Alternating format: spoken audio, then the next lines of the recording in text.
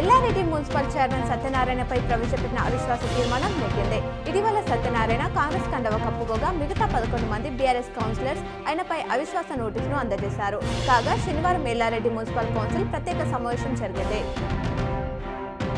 ఇంట్లో చల్లదనం కోసం ఏర్పాటు చేస్తున్న కూలర్ వచ్చిన ప్రాణాన్ని బలికొంది.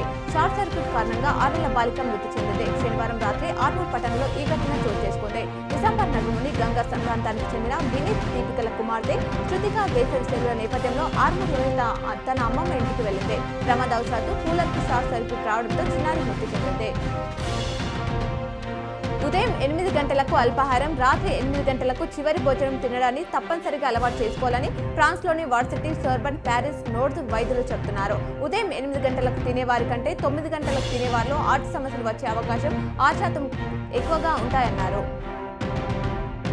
రాష్ట్రంలోనే అతిపెద్దదైన ప్రభుత్వ రంగంలో తొలి మెగా ఫుడ్ పార్క్ ఖమ్మంలోని బుగ్గపాల్లో ఏర్పాటైంది.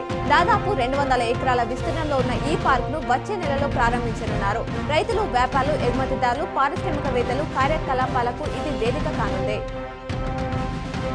ఇంజనీరింగ్ ప్రవేశాల కౌన్సిలింగ్ నోటిఫికేషన్ వారం రోజుల్లో విడుదల చేస్తామని విద్యాశాఖ ముఖ్య కార్యదర్శి వెంకటేశం తెలిపారు. ప్రస్తుతం ఇంజనీరింగ్ కాలేజీలకు అనుబంధ గుర్తింపు ఇచ్చే ప్రక్రియ కొనసాగుతుందని, ఏఐసిటిఈ ఇచ్చిన గడువులోగా ప్రవేశాలు పూర్తి చేస్తామన్నారు. వరంగల్లో ఎయిర్పోర్ట్ నిర్మాణానికి రాష్ట్రం సానుకూలత వ్యక్తం చేయడంతో ఏఐఐ అధికారులు కదలిక వచ్చింది. త్వరలో వారు రాష్ట్రంలో పర్యటించనున్నారు. ప్రస్తుతం 706 ఎకరాల భూమికి అదనంగా 253 ఎకరాలను ప్రభుత్వం కేటాయించగా 400 ఎకరాలు కావాలని ఏఐఐ అధికారులు చెబుతున్నారు. జేఈ మెయిన్ పేపర్ 2కి సంబంధించి సెషన్ 2 ఫలితాలను ఎన్టీఏ విడుదల చేసింది.